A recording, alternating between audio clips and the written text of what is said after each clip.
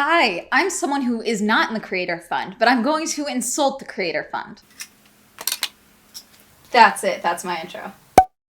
Hi, I'm Amanda. You're watching Swell Entertainment. Yes, I know I'm blurry. No, it doesn't get better. I promise I will stop using manual focus moving forward. And clearly you are watching this on YouTube. I am a YouTuber. And I previously talked about this a little bit in my video about burnout and content creators and why I think TikTokers are at a higher risk of burnout right now. But we are talking about the TikTok Creator Fund, which, if you're familiar with YouTube, is like the partner program, but worse. Do I need to tell you what TikTok is? Probably not, but TikTok is a short form video content app.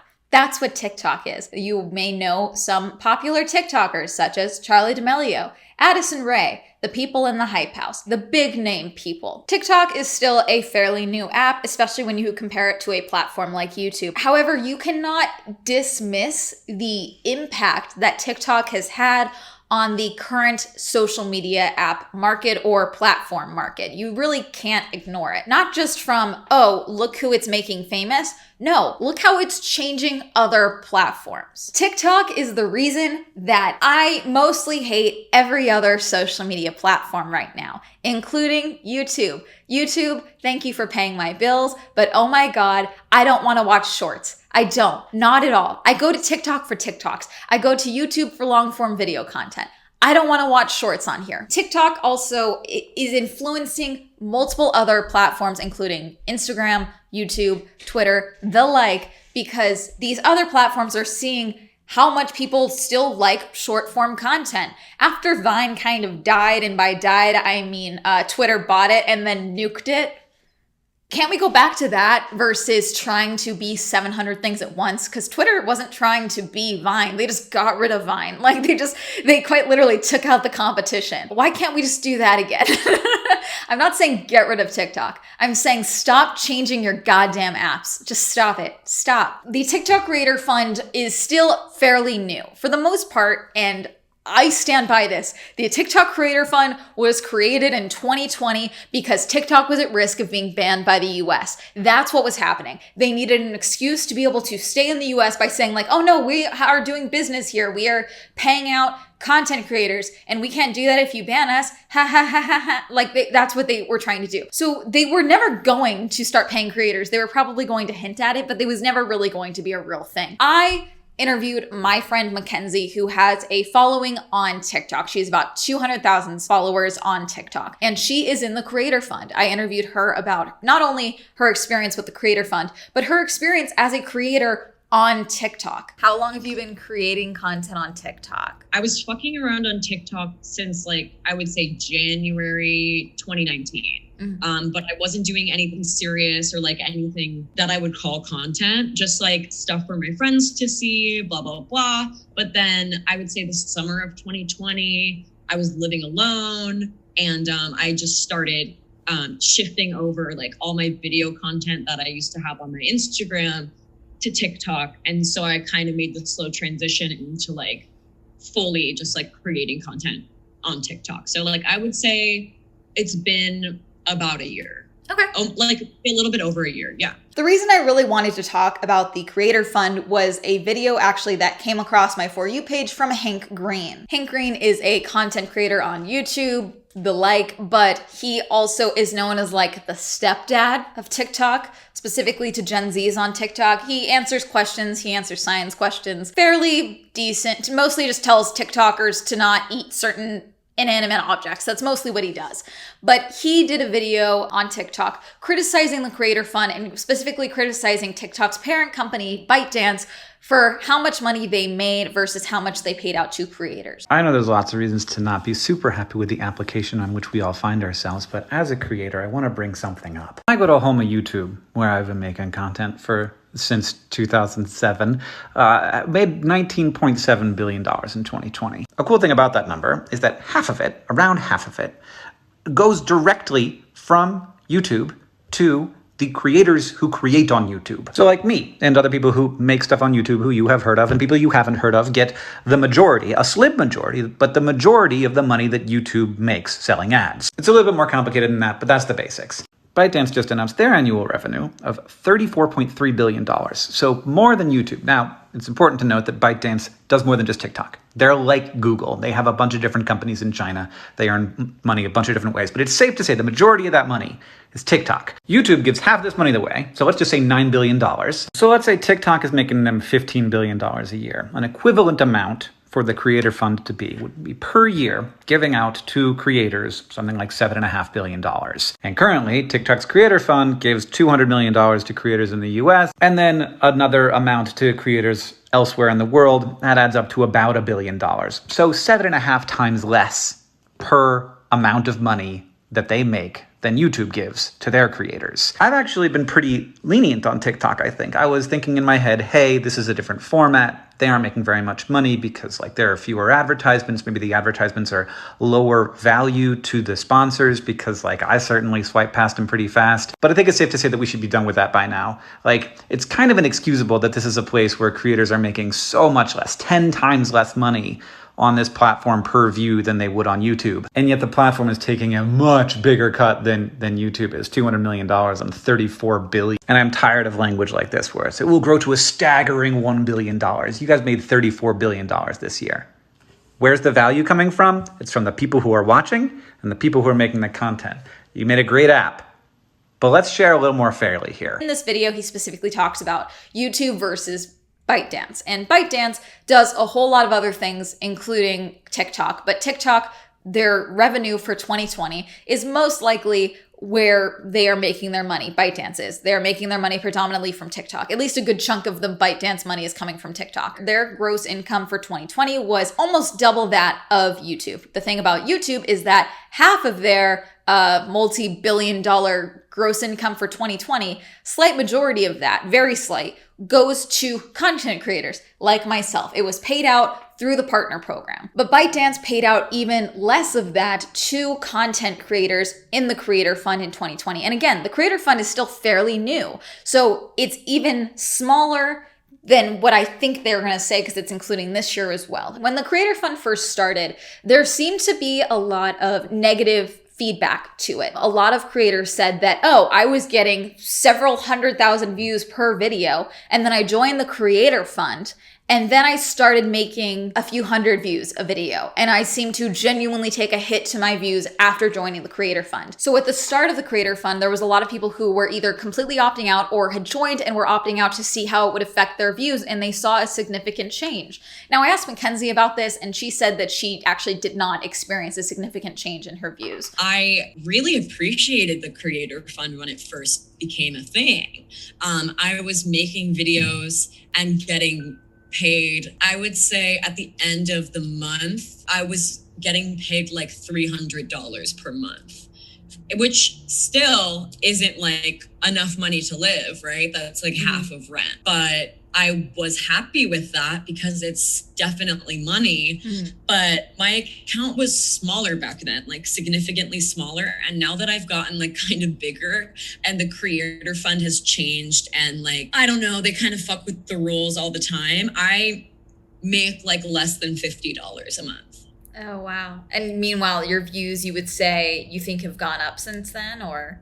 Yes. I really, really do. I mean, this week I'm kind of flopping. I do try to upload every week, but I would say, yeah, my views are pretty steady and I don't understand how I'm getting paid. I would say last month I got paid $80 for the content that I'm putting out, but also the rules around the Creator Fund and how the money shakes out is so blurry and weird. I can't even begin to understand it. The TikTok algorithm is ever changing, but the TikTok algorithm for the most part that I'm still expecting to be the standard is that any video you make on TikTok has the potential to go viral on TikTok and be seen by every single person on TikTok. That is a possibility, which is a great thing. However, there's also very little explanation / guidelines available to creators who do make content on TikTok regularly, whether it's a job or not, who are regularly making content on TikTok. They really have no way of knowing what's really allowed and what really isn't. For example, Mackenzie had a video that she was banned for nudity or something. But I've never shown butt, boob, or pussy. Like, never. Like, you didn't have the vague outline of a nipple that they could get mad at. Like, well, you're a whore. We're taking this off our site. Like, okay, it's crazy. There have been a whole bunch of studies that have been done on TikTok about what the algorithm deems as appropriate versus inappropriate, specifically changes in body type, pro eating disorder content being promoted, people getting flagged for inappropriate content simply because they are bustier, even if they are fully clothed. There's no clear-cut guideline. So it quite literally is trial and error. What will get me banned and what won't? And also me and Mackenzie kind of talked at length about how algorithms based solely around AI and very little human review is inherently not going to be great because there is a level of humanity that a machine just physically cannot do at this time. I actually had a video taken down for self-promotion and it got put back up, but it was a Date Mackenzie video. Yeah. And they were like, this is false advertising and self-promotion. And I was like, yeah. I'm trying to get a date. Satire, babe. Like, I don't know what to fucking tell you. Yeah. Like, of course it's self-promotion and it's fake. Like, it's like a joke. Like, I mean, it is completely real. The email was completely real. I hate the way they do it. It's obviously less people sorting through the content and more AI. And not dissing AI. I don't want them to use my words against me. Not dissing AI. But I do not think that right now they're able to understand the nuances of humor and the way people use their bodies or anything like that. I don't think there's much nuance. So a lot of people's shit gets shafted because like AI and bots that like go through and review. She also wasn't going to say anything negative about AI. I will suffer the consequences when the robot uprising comes. Creative platforms should not rely solely on AI and their algorithms because there's just a level of human review that is necessary and a level of critical thinking that is necessary to make guideline restrictions and guideline enforcements that computers just physically cannot do at this time and should not be trying to do at this time. Human review needs to be an aspect of these review concepts. It just has to be. Mackenzie was telling me about the Creator Fund itself, like how payment happens and what information of theirs she has access to that is infuriating to me. As someone in the partner program with YouTube, the partner program and the Creator Fund are two separate things. We know this. I don't think I need to explain that to you. The way that I get paid for the partner program is that I could have been given the option to either get a check each month or do direct deposit. And then I had to like prove financial stuff, prove tax stuff, but for the most part, I am in charge of certain things. It's also through Google. Google has control of certain things. They have access to certain of my information. That's fine. The thing about the partner program is that I also know how much I'm getting paid, how much I'm getting paid per video, what my current RPM versus CPM is, what views I'm getting, where people are watching the videos. There are certain YouTube analytics that I have control over and Google analytics that I have access to because I'm in the partner program. TikTok tells you jack shit, it seems. It tells Mackenzie nothing. TikTok has access to her tax information, that type of thing. Standard. Understandable. That's not unusual. It gets paid out to PayPal, which getting paid out to PayPal, I am suspicious of in and of itself because PayPal does take a percentage with direct deposits. Not a fan of that personally, like the transfer fees. There should be other options other than just PayPal in my opinion. But also, she has no way of knowing what videos are making her what money. She has no way of knowing that. She has no way of knowing exactly how much one view equals to how much money. It tells you how much money you've made per day. I don't really understand how it shakes out. Some days they'll make 50 cents. Whether you post or not, or like, is that like, do you see any trends whatsoever with like how often you're, that sucks, I'm sorry. I wish, and I'm pretty good at like identifying like a trend. I wish I was able to like, some days it'll be like, you made 3 cents. And I'm like, okay. And then other days I'll make $3 or like $8 or it's very random. And you have no way of knowing if it's from a TikTok that you posted 2 months ago. Like it doesn't tell you. So no, it doesn't. That's infuriating. Before someone says, oh, you can just do the math to see how many videos you made that day.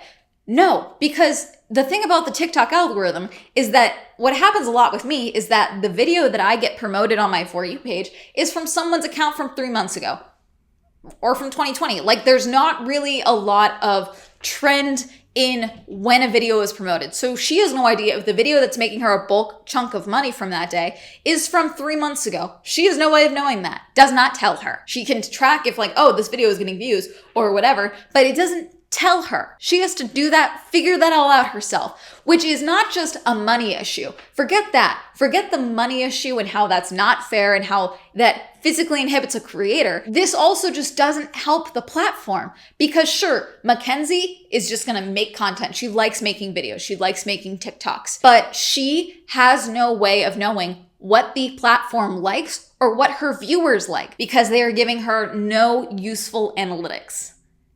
None. She has a day job, by the way, if anyone's wondering. TikTok is not her sole form of income. However, it should be a way to make it sustainable, and that should be the case for every other content creator on any platform. No hate to Charlie D'Amelio. I think she's a lovely girl. Why are you giving this person more money? I literally only eat bread. Please give me more money. Like, oh my God. Like, I don't know. I think I'm making a contribution to the internet. And like, maybe I shouldn't be like expecting money from that. But like if I hadn't got enough money that I was able to buy groceries, I'd be really happy. The platform isn't just screwing over creators with their lack of insight into what does well on the platform.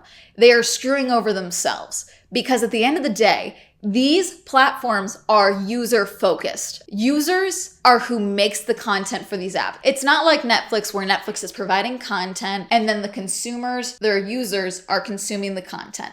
TikTok is a platform that is run and then the content is made by their users and then it's consumed by other users or the same users. Therefore, it's bullshit that they are not giving insight into what they want to see or what is doing well. There are a couple of golden goose creators that they have on there, but there is no insight, there's no real information for mid-sized creators who make up the bulk amount of content for TikTok. And that's just genuinely bullshit. That's harming not only the creator and future creators and current creators, but it's also harming the platform itself. To make a community happy where people are doing labor for you, it would be nice if there was more clear guidelines on how the money shakes out. I wouldn't be as upset if I understood and I was able to like understand the math behind the money that I'm making. Yeah. Because that's not a lot, but if I had more understanding of it, I think that I wouldn't be as angry. Every time I talk about content creation and or live streamers or whatever, whether it's gaming, whether it's people like Mackenzie who make like joking content or random content, or people like myself who do whatever the hell this is, commentary, analysis, whatever the hell this is. There are people who comment like, oh, you shouldn't be able to make a living from a hobby or something like that. I completely disagree. I think that if you can find a way to make money doing something you love,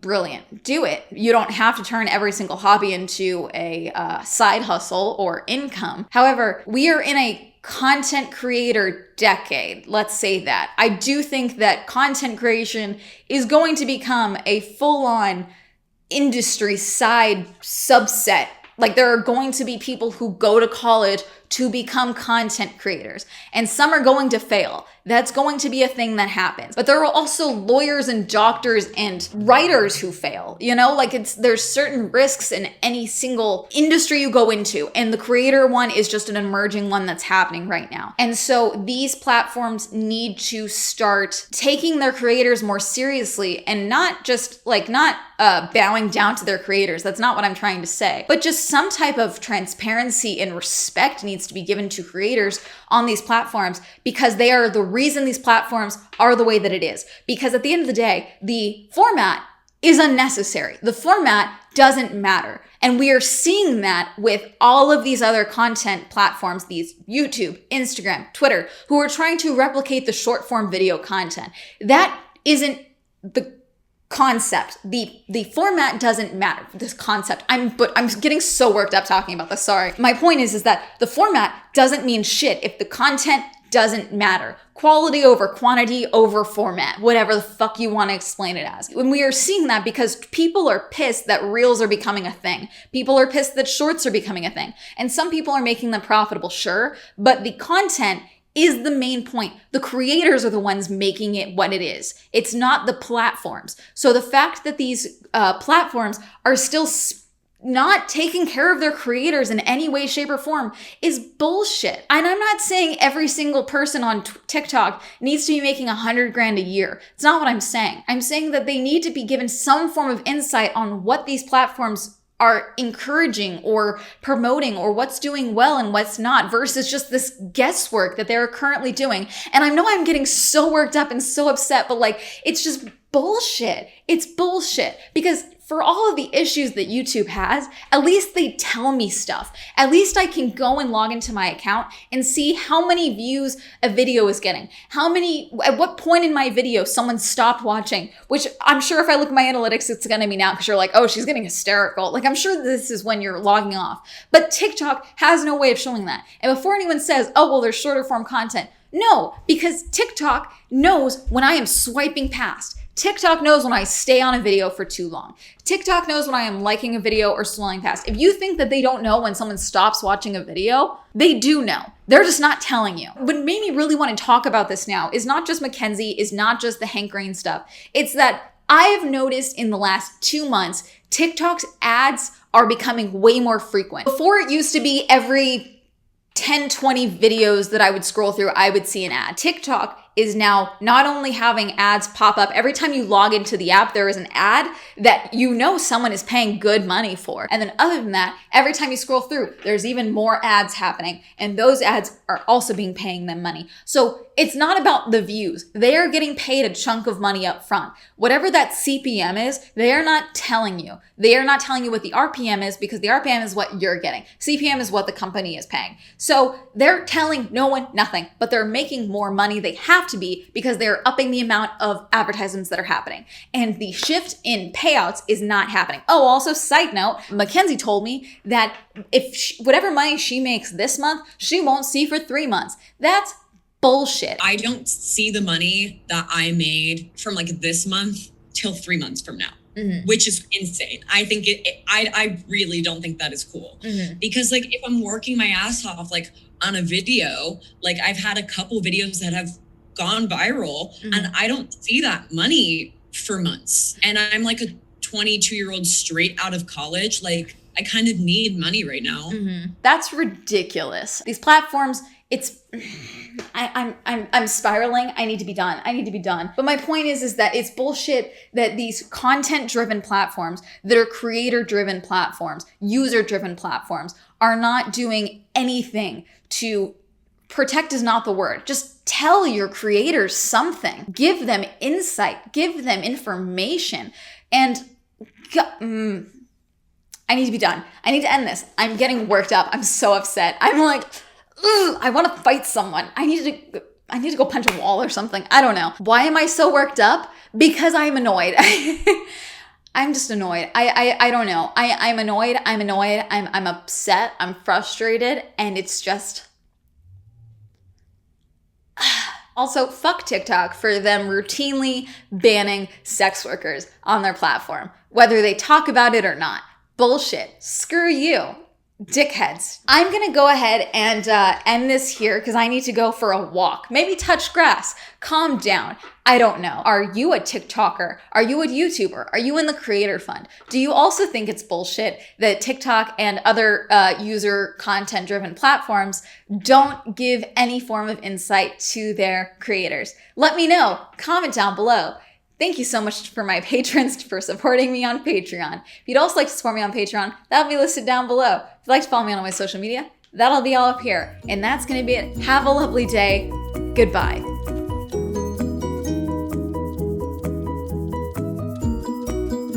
Before anyone says, get a real job instead of being in the content creator program, I get it. But if everyone does that, you're not going to have any content to consume, okay? So you got to have some people who are making content, whether it's a side job, a third job, or a 46th job. There should be something where they can sustain something to continue to give you content, because if no one is making the content, what the fuck are you gonna do with the next 5 minutes? Thank you, Allie, Alan, Alex, Braden, Cameron, Christopher, Chris, Cody, Colton, Crash, PC, Destiny, Devin, Dirty One, Dawn, Elliot, Evan, Feckles, Hopeless, Hollow, Jacka Ray, Joe, John M, Jordan, Joseph, Kenny, Kevin, Kim, Kristen, Lex, Lisa, Luis, Manga, Matt O, Matthew S, Me More Thread, Michael J, Name, Nathaniel, Pat, Penn, Prolic, Rob, Robert, Ross, Sam, Skylar, Simon, Tasha, Timothy, Tom, Wendy, William, Zendry.